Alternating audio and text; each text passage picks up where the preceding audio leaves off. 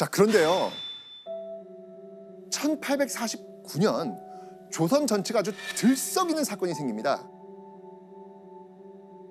당시 왕이었던 조선 제24대 왕 헌종이 23살의 나이로 사망한 겁니다. 자, 그런데 이때 너무나 뜻밖의 왕위 후보로 선택된 인물이 있습니다. 왕위 후보로 선택된 인물 누굴까요? 철종이죠. 철종도 후보 중에 한 명이었겠죠. 이때 후보로 올라온 사람이 바로 흥선대원군이었어요. 왜? 그리고 될 수 없잖아요. 자, 아주 좋은 질문입니다. 네. 우리의 이야기는 여기서 시작되는 네. 거예요. 조선 후기 왕들은요, 마땅한 후계자 없이 일찍 사망하는 경우가 많았습니다. 그리고 헌종 역시도 후계자 없이 사망합니다. 자, 이렇게 직계열통으로는 왕실의 대가 끊기게 되니까 그럼 어떻게 해야 될까요? 그 나머지 다른 가지들을 찾아봐야죠. 그렇죠. 맞습니다. 족보를 거슬러 올라가가지고 직계가 아니더라도 왕이 될 적합한 인물을 찾아야 했습니다. 훔친들. 종친들. 네. 그렇죠. 바로 종친들. 찾고 찾고 또 찾다가 종친부에서 일하던 흥선대원군까지 후보에 올라가게 된 거예요. 그럼 이게 올라가는 게 좋은 거야, 안 올라가는 게 좋은 거야? 진짜로. 아니, 그러니까 그렇죠. 확실히 될 거면 올라가고 안 될 거면 아니면은- 올라가면 큰일 나는 상황이잖아. 그게 근데 자기 뜻대로 되는 게 아니잖아요. 네. 그러니까. 그죠? 자, 그런데 우리는 이미 역사를 알고 있단 말이에요. 결론은 뭐예요? 철종이죠. 그렇죠. 맞습니다.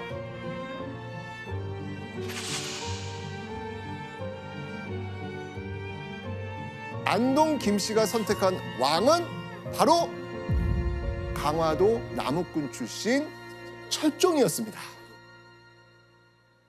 아, 근데 흥선대원군은 왜 왕위 후보에서 떨어지는 거예요? 가장 큰 거는 사실 너무 유능하고 똑똑해서. 그러니까 또 나이도 29살이었고. 그러니까 안동 김씨들 입장에서 봤을 때는 흥선대원군이 왕이 되면 얘는 얼마든지 왕으로 자유롭게 일할 수 있을 정도의 나이와 능력을 갖추고 있으니까 자기들이 쥐락펴락 할 수가 없는 거죠. 그래서 상대적으로 나이가 어린 그리고 능력이 없는 철종을 일부러 왕위에 세운 겁니다.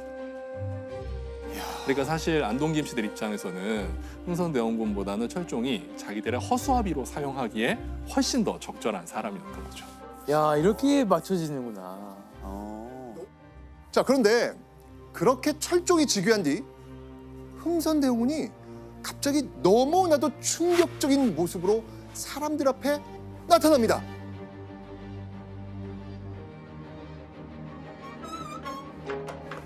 김자근계가 생신 축하드려요. 주시오. 아니 이게 누구시오? 흥선군 아니시오? 근데 아버님 생신에 어째 빈손으로 온 것 같소? 그럼 선물 대신 웃음이라도 드려야지. 내 밑을 기어서 안주를 물어가시오.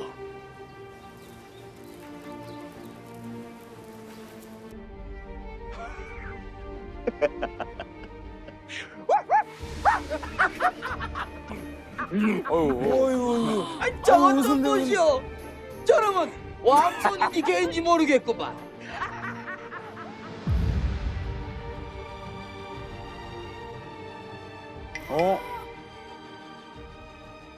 흥선대원군이 양반들에게 상갓집 대취급을 받고 있는 거죠. 게다가 그는 잘 나가는 안동 김씨 가문을 찾아다니면서 구걸도 서슴지 않습니다. 이뿐만이 아닙니다. 장안에서는요, 바로 이런 흥선대원군을 두고 이런 얘기까지 떠돕니다. 이하응은 성품이 경솔하고 방탕하여 무례한과 잘 어울렸다. 기생집에서 놀다가 가끔 욕을 당하니 사람들이 모두 조관으로 여기지 않았다. 그러니까 흥선대원군이 흥청망청 정말 방탕한 남봉군처럼 산다는 소문이 쫙 장안에 퍼진 겁니다. 그래서 양반이었지만 사람들이 양반 대접조차 해주지 않았다라는 내용이에요. 무시하고 멸시하고. 그렇죠. 저런 기록들은 사실 다 정사가 아니라 야사에 있는 것들입니다. 그 야사 중에서는 그 유명한 소설가시죠. 김동인 선생이 쓰신 운현궁의 봄이라는 소설도 있습니다. 그러니까 저걸 다 그대로 믿을 수는 없는데 일부러 세도 가문들 쫓아다니면서 막 돈 빌리고 청탁하고 이래서 세도 가문들의 멸시를 일부러 받고 이런 이상한 모습들을 막 보였던 것은 사실이었습니다. 자, 그런데 아니 왕위 후보까지 올랐던 흥선대원군이 대체 왜 갑자기 태도를 바꿔가지고 이런 방탕한 생활을 하기 시작했을까? 당시에는요 왕족이 똑똑하다는 말을 듣는 게 마냥 좋은 일은 아니었습니다. 자칫하면 목숨이 위태로워질 수 있는 일이었습니다. 맞네. 왜다? 영모 일으켜서 왕이 분란을 좋아해. 일으킬까 봐. 그렇죠. 당시 조정에서 왕족들을 끊임없이 의심하고 감시하는 세력이 있었거든요. 바로 안동 김씨를 중심으로 한 세도 가문. 이 안동 김씨 가문은요 종친들을 철저하게 경계합니다. 방해되는 종친 죄 씌워가지고 가차없이 유배 보내버리고요. 심지어는 목숨을 빼앗기도 합니다. 왜냐? 아유. 종친들은 언제든 자신이 직접 왕이 되거나 새로운 왕을 올려서 안동 김씨의 위세를 꺾을 수 있는 세력이잖아요. 그러니까 흥선대원군 어떻게 행동해야 될까요? 안 똑똑한 척하고 힘없는 척하고. 그러니까. 잘 웃고 그냥 약간 누가 왕이 되고 싶어 했나요? 그러니까. 그렇죠? 관심 없는 척. 그렇죠. 예. 네, 자칫하면 죽을 수 있는 그쵸, 거예요. 그쵸. 그러니까 흥선대원군은 혹시라도 자신이 이 세도가의 표적이 될까봐 권력에 저 욕심 없습니다. 이거를 이렇게 방탕한 행동들로 보여주고 싶었던 거죠. 와. 흥선대원군의 이런 전략은 통했을까요? 통했을 것 같아요. 그죠? 개가 됐는데. 어우, 저거는 진짜. 예상 적중. 역시 안동 김씨요. 이런 흥선대원군 전혀 경계하지 않습니다.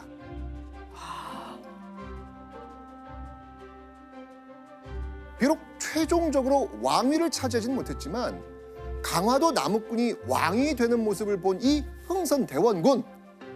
흥선대원군 혹시 이런 생각하지 않았을까요? 정통혈통은 이미 끊긴 상황이니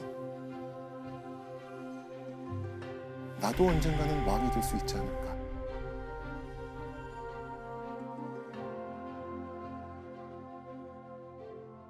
그렇게 10여 년의 시간이 지난 1863년 겨울 흥선대원군이 그토록 기다리던 일생일대의 기회가 찾아옵니다. 무슨 일이 벌어졌을까요? 바로 철종의 건강 상태가 심상치 않다는 소식이 궁궐에 퍼지기 시작한 거예요. 당시 위독한 철종에게는요 굉장히 다른 큰 문제가 있었습니다. 자식이 없다. 후사가 없다. 그렇죠. 철종 역시 대를 이을 후계자가 없는 상황이었습니다. 철종이 위중하다는 소식에 엄청나게 분주해둔 사람들이 있겠죠. 네. 누가 있을까요? 안동 김씨. 그렇죠. 맞습니다. 왜냐하면 자신들과 의견이 다른 인물이 왕위에 오른다? 오, 이렇게 되면 여태까지 쌓았던 이 안동 김씨의 권세 어떻게 될까요? 무너지죠. 그렇죠. 안동 김씨는요 반드시 자기 가문을 비호해줄 왕을 다시 찾아야 했습니다. 그런데 바로 이 안동 김씨 못지않게 이 상황을 아주 날카로운 눈빛으로 주시하고 있던 인물이 있었습니다. 바로 흥선대원군. 그렇죠. 흥선대원군은요 이번 기회에 자신의 아들을 왕으로 만들어야겠다라고 결심을 하거든요. 그러니까 원래는 본인이 왕이 되고 싶어 했는데 왜 갑자기 또 왕 자기 아들을 이렇게 세우려고 이렇게 나이가 너무 많아졌고 조선시대 때 평균 수명이 40, 50대였는데 흥선대원군 이미 40, 50대니까 이때 맞습니다. 이때 이미 흥선대원군의 나이가 너무 많았거든요. 흥선대원군은 43살이었습니다. 흥선대원군이 왕위 후보에 오를 수 없는 게 당연했습니다. 그래서 자신의 아들 중 하나를 왕위에 올려야겠다고 결심한 거죠. 흥선대원군은요, 먼저 궁궐 안에 궁녀와 환관들을 포섭하면서 궁궐 상황을 염탐을 합니다. 그리고 아주 은밀하게 이 사람을 찾아갑니다. 바로 당시 왕실의 최고 어른인 신정왕후였습니다.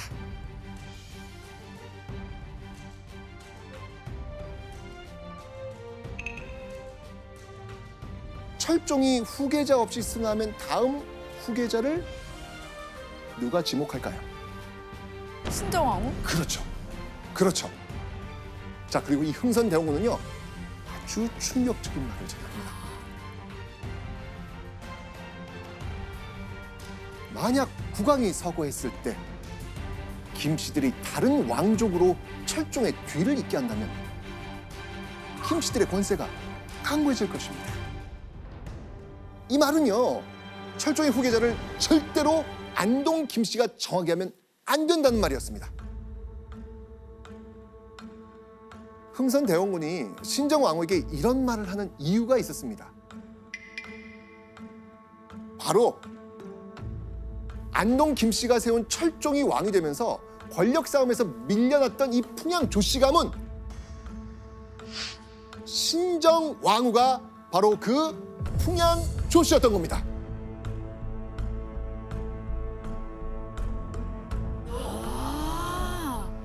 자, 그리고요, 흥선대원군이 이 신정왕후를 찾아간 이유가 또 있습니다.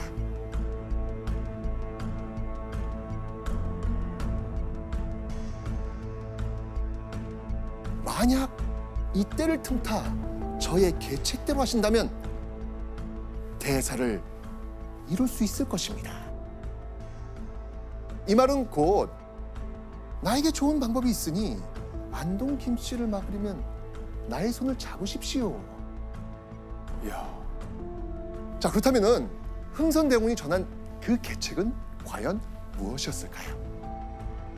바로 자신의 아들을 신정왕후의 양자로 드리라는 겁니다. 신정왕후는요, 남편 효명세자가 죽은 이후 자신이 낳은 아들 헌종이 어떻게 됐다 그랬죠 아까?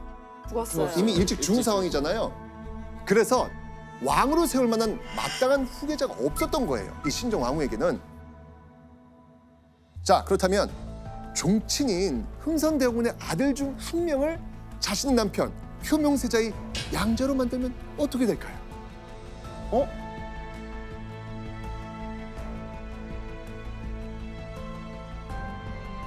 효명세자의 대도 있고 신정왕후는 누구의 어머니가 되는 거예요?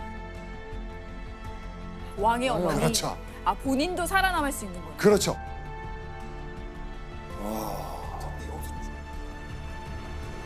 자, 당시 흥선대원군에게는요, 적자로는 2명의 아들이 있었거든요. 한번 보시죠. 자, 첫째 아들이 이재면, 둘째 아들이 이명복.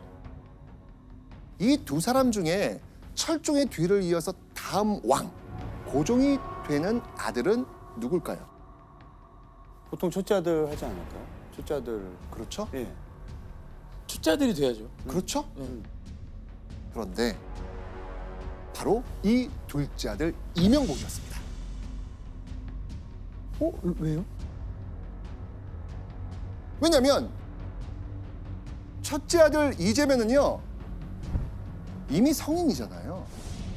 신정왕후가 수렴청정을 할 수가 없어요.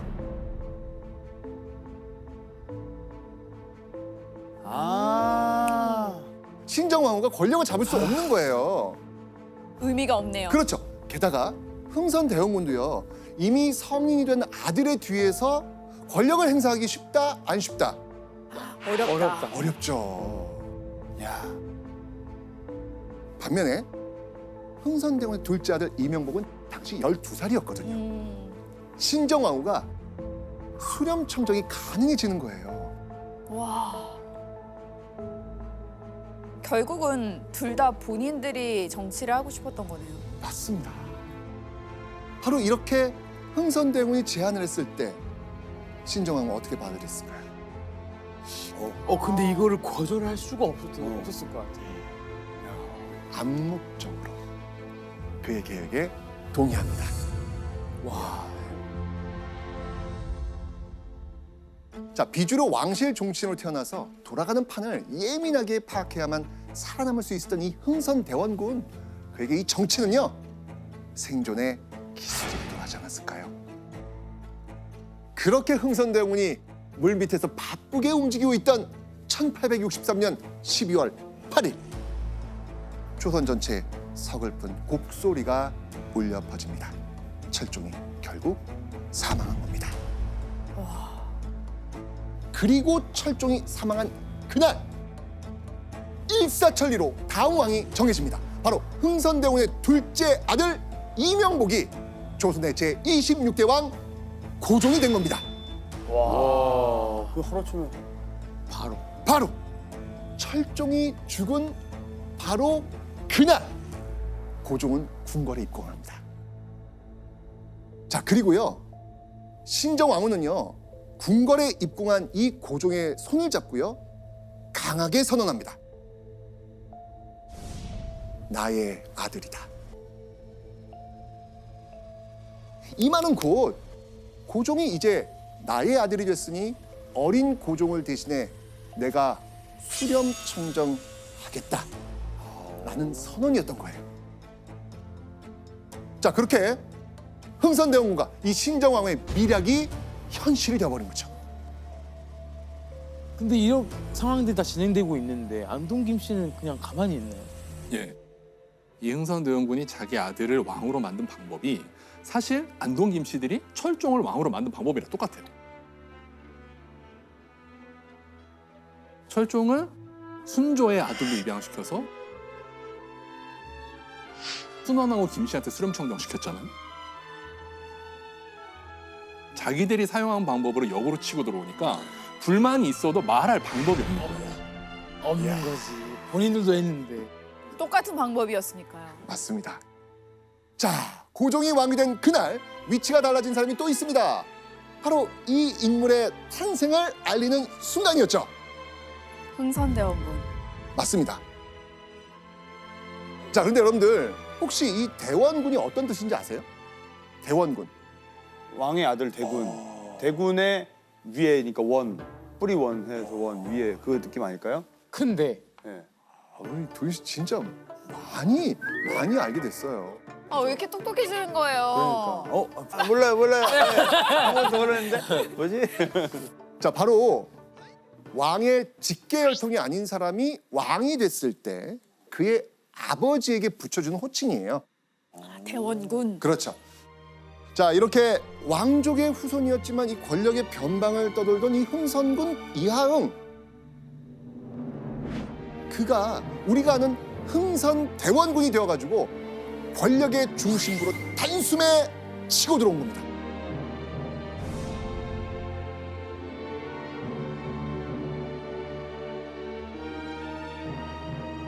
와.